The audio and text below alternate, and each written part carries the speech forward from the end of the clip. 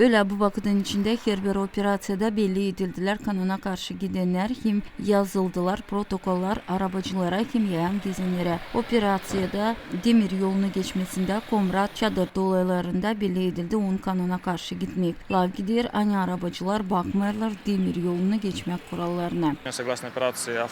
Bakarak avtobus operasyasına belli edildi. 53 olay kanuna karşı hem yapıldılar protokoller. Araba kullanıcıları kanuna karşı gittiler. Böyle kurallarda nice pasajırların geçirmesinde dildi iyilikli korunmakta işleri hem hızlı gittiler yolda. Mototsikl operasyasının çıkışlarına göre yapıldığı 191 protokol. Onların aralarında yoktu lazımlı dokumentler. Kullandılar onu şlemsiz hem sarhoş halda. Kanuna karşı gidenler cezalandılar. Yakalandı 62 mototsikl kullanıcısı. Operasyonun geçirmek vakitinin süresinde olduğu 10 yol gelmesi. Anılarında yaralandı 13 kişi. Виновниками являются пешеходы. Yayan gezen operasyasında yapıldı 13 protokol. Kanuna karşı gidenler, nice yayan gezenler, öyle de araba kullanıcıları oldular.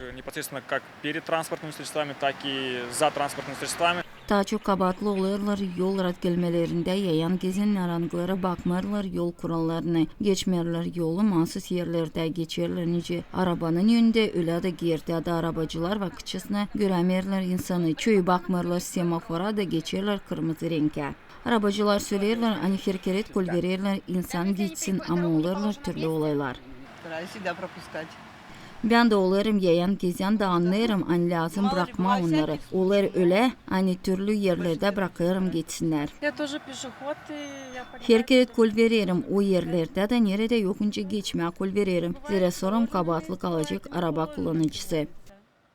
Kendi sırasında yayan gezenler anıları giderler yol kurallarına karşı söylerler, hani anlatılırlar. Onun için geçerler yolu değil lazımlı yerde. Zinede Kanter, Elena Radkogla, Vlad Tabachuk, Maria Kazak, Ugarte haberler.